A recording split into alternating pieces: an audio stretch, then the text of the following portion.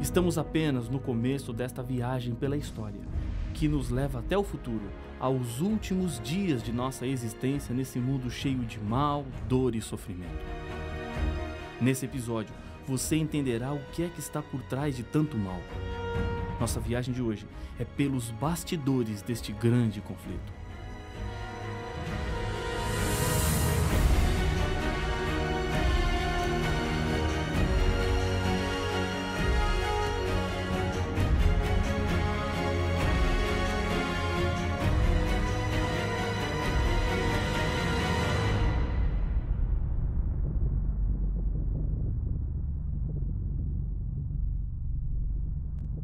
É impossível negar a existência de um conflito entre as forças do bem e do mal. O nosso mundo está cada vez mais perigoso e a sua natureza cada vez mais instável. Por um lado, percebemos em nosso mundo as pegadas que Deus deixou. A beleza da criação é vista em cada botão que desabrocha, sobre as hastes que brotam nas árvores, os pássaros que enchem de música o ar, as flores que perfumam e encantam com suas cores, o mar, o céu, a vida humana, o sorriso de uma criança. Tudo isso demonstra o cuidado que Deus teve em formar este mundo. Por outro lado, temos injustiças, dor, crimes, tragédias, famílias destruídas, as drogas, evidências do mal, plantados neste mundo pelo maior inimigo de Deus, Satanás. Embora não seja tão simples de aceitar, estamos inseridos no meio deste conflito que atinge todo o universo. Os seres humanos foram criados com o desejo de adorar a Deus. Por causa do mal, o ser humano perdeu esse desejo e é bombardeado com tentações que têm como objetivo mudar o seu interesse em Deus, nos desviando dos caminhos dele e assim nos levando a servir a Satanás. Infelizmente, muitas pessoas estão oferecendo louvores a Satanás sem ao menos saberem ou perceberem. Jesus é o personagem central e o grande herói que vem para salvar a todos. Satanás é mencionado 55 vezes em todo o livro do Apocalipse, com títulos diferentes. Em Apocalipse 12:9, ele recebe 5 títulos diferentes. E foi expulso o grande dragão, a antiga serpente, que se chama Diabo e Satanás, o sedutor de todo o mundo. Sim, foi atirado para a terra e com ele os seus anjos. Nos seus títulos estão indicadas as características de sua obra diante dos seres humanos. Algum tempo atrás, havia uma terrível quadrilha de ladrões que deixavam em pânico as pessoas da cidade. Os habitantes do lugar tomaram algumas precauções especiais, o que dificultava os planos dos delinquentes. Um dia, o chefe do bando bolou um plano. O bando deixou de agir e espalhou a notícia através dos comparsas de que o chefe havia sido assassinado. De início, as pessoas ficaram na expectativa. Finalmente, porém, acabaram acreditando. Pouco a pouco foram deixando de se proteger. Nos finais de semana, abandonavam suas casas e assim por diante. O chefe enviou então o seu pessoal até a cidade, com a maior disposição possível, roubando as casas uma a uma, além de deixarem um rastro de insegurança e medo. Essa foi mais ou menos a estratégia de Satanás. Primeiro, espalhou algumas ideias engraçadas e até estranhas, como a sua própria imagem vermelha, com chifre, com um tridente nas mãos. Logo depois disso, surgiu a insinuação que isso era ridículo e que, portanto, o diabo não existia. É essa a causa de maior ruína e destruição. É verdade que ele não existe com essa fisionomia grotesca, mas que ele existe, existe. E sabendo disso, a melhor coisa que nós podemos fazer é nos preparar contra os seus enganos e mentiras. Se você acreditar que o diabo não existe, estará na posição certa para cair nas garras do mal, e as consequências disso serão assoladoras. Existe um teste que você pode fazer para saber se o diabo existe ou não. Resista às tentações que aparecem diante de você em um só dia, e você então verá se ele existe ou não. O Apocalipse o apresenta como o autor da rebelião contra Deus, como o grande inimigo do povo de Deus. No livro de Ezequiel, no capítulo 28, Satanás é apresentado sob o símbolo do rei de Tiro. Uma expressão da apresentação é importante para a compreensão do caráter de Deus ao criar. Acompanhe a leitura de Ezequiel 28:15. Perfeito eras nos teus caminhos, desde o dia em que foste criado, até que se achou iniquidade em ti. Deus não criou o diabo perverso como ele é hoje. Ele foi criado perfeito, era um ser honrado e com prestígio. Tinha uma importante responsabilidade no céu. Os versos seguintes contam da tragédia que aconteceu, transformando o anjo Lúcifer em diabo, contra Deus e o seu amor. A vaidade, a ambição e o orgulho fizeram dele o pai da mentira, do erro e do pecado. Na multiplicação do teu comércio, se encheu o teu interior de violência e pecaste, diz Ezequiel capítulo 28, verso 16. Agora, uma pergunta intrigante aparece. Como em um ambiente perfeito o pecado pôde aparecer? Exatamente, por ser um ambiente perfeito é que o pecado poderia aparecer. Como assim? Quando Deus criou os anjos, Deus lhe deu liberdade de escolherem entre dois caminhos, serem ou não serem fiéis a Deus. Para que exista perfeição, deve haver liberdade. Se Deus não desse liberdade, o céu seria um lugar de robôs programados, que fariam apenas aquilo que Deus lhes mandaria fazer, pois não saberiam e nem teriam como fazer nada diferente. Deus queria anjos livres que escolhessem o caminho da obediência, anjos que desejassem estar do lado de Deus por vontade própria e não por obrigação. Lúcifer foi o primeiro ser criado a se rebelar contra Deus. Ele escolheu um caminho perigoso. Isaías 14, nos versos 12, 13 e 14, descrevem esse processo triste no coração de um anjo rebelde. Como caíste do céu, ó estrela da manhã, filho da alva, como foste lançado por terra, tu que debilitavas as nações. Tu dizias no teu coração, eu subirei ao céu, acima das estrelas de Deus exaltarei o meu trono, e no monte da congregação me assentarei nas extremidades do norte. Subirei acima das mais altas nuvens e serei semelhante ao Altíssimo.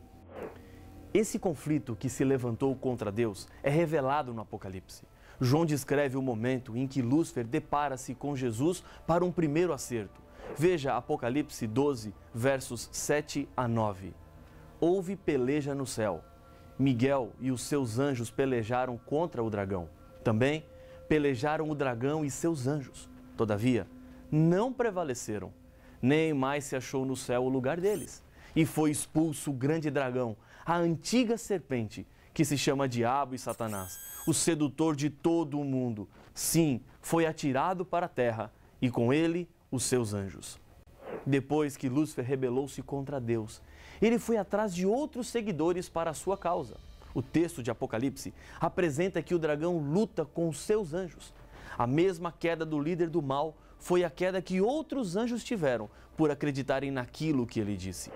O texto de Apocalipse 12, verso 4, informa que 1/3 dos anjos do céu seguiram Lúcifer e foram expulsos do céu também.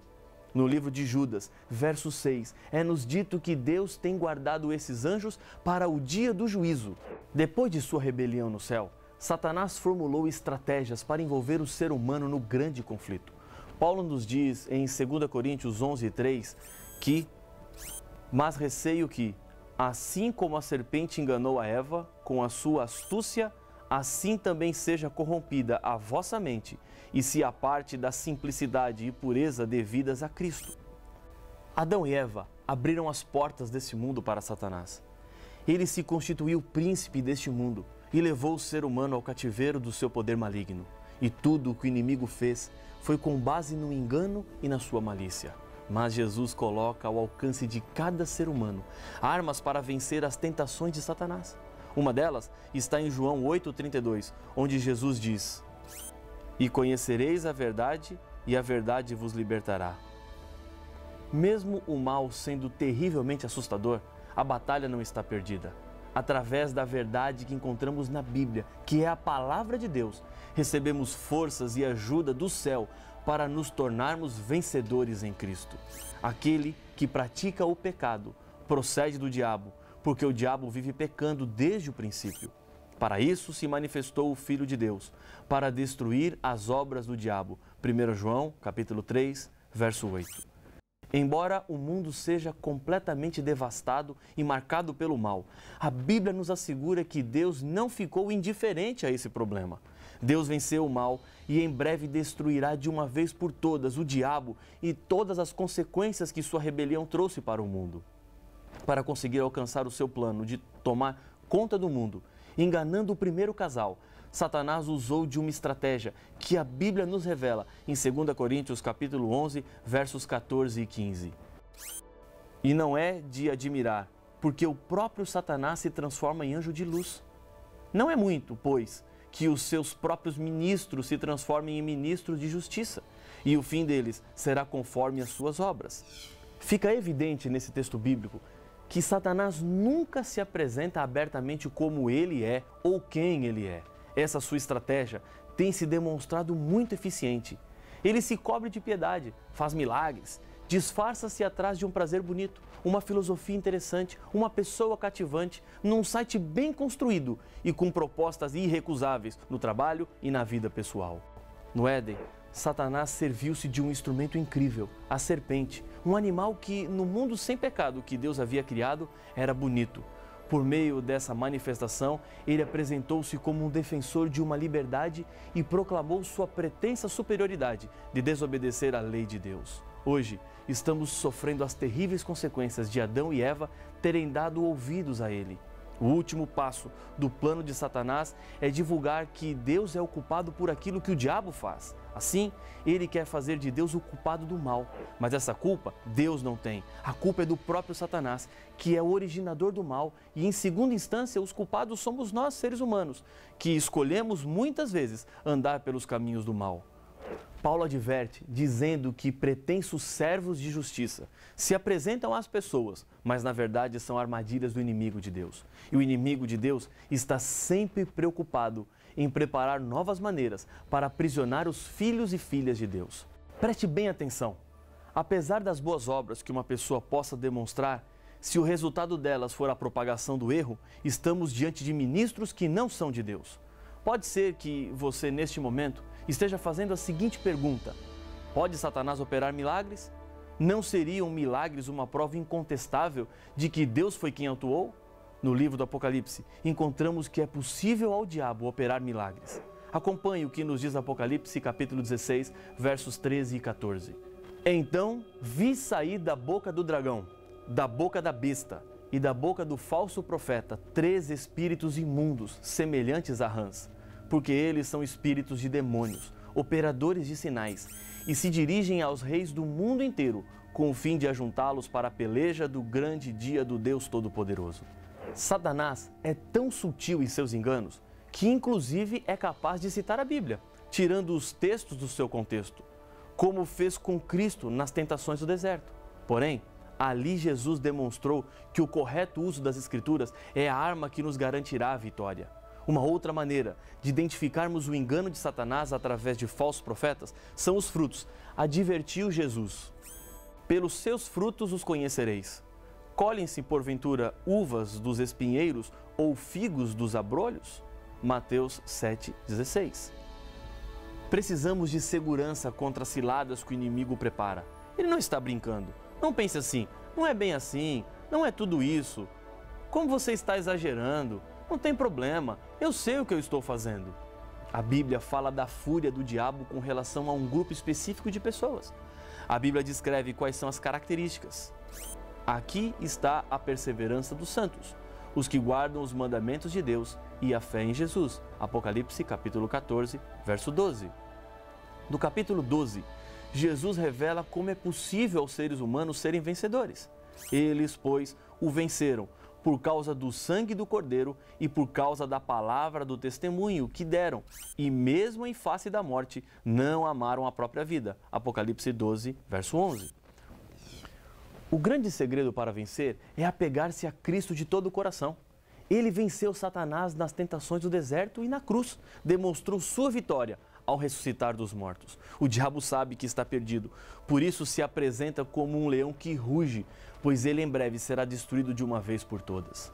Na hora da crise, da angústia e da dor, quando tudo parece que está desmoronando e é como se o poder do mal estivesse pronto para nos destruir, é hora de buscarmos a Deus. É hora de nos colocarmos diante de Jesus e, pela fé, sentirmos a mão de Jesus estendida pronta para nos ajudar. Jesus venceu Satanás, continua vencendo e vencerá no fim dos tempos. Hebreus capítulo 4, verso 15 e 16 me diz que, porque não temos sumo sacerdote que não possa compadecer-se das nossas fraquezas. Antes, foi ele tentado em todas as coisas, à nossa semelhança, mas sem pecado. Acheguemo-nos, portanto, confiadamente junto ao trono da graça, a fim de recebermos misericórdia e acharmos graça para socorro em ocasião oportuna. Diante dos nossos olhos, Deus está traçando dois caminhos a serem seguidos: o caminho da vida ou o caminho da morte, o caminho da vitória ou o caminho da derrota, o caminho da salvação ou o caminho da perdição. Eu quero lhe dizer uma coisa, de coração a coração, olho no olho: não resista mais. Deixe Jesus entrar na sua vida. Se for essa a sua decisão, feche os seus olhos e ore comigo. Senhor Pai nosso, aqui estamos orando diante do Senhor, com a certeza de que mesmo este mundo sendo tomado e assaltado pelo mal, temos a certeza e a esperança de que o Senhor está ao nosso lado. Por isso nós colocamos a nossa vida nas Tuas mãos. Aceita a nossa decisão, em nome de Jesus. Amém.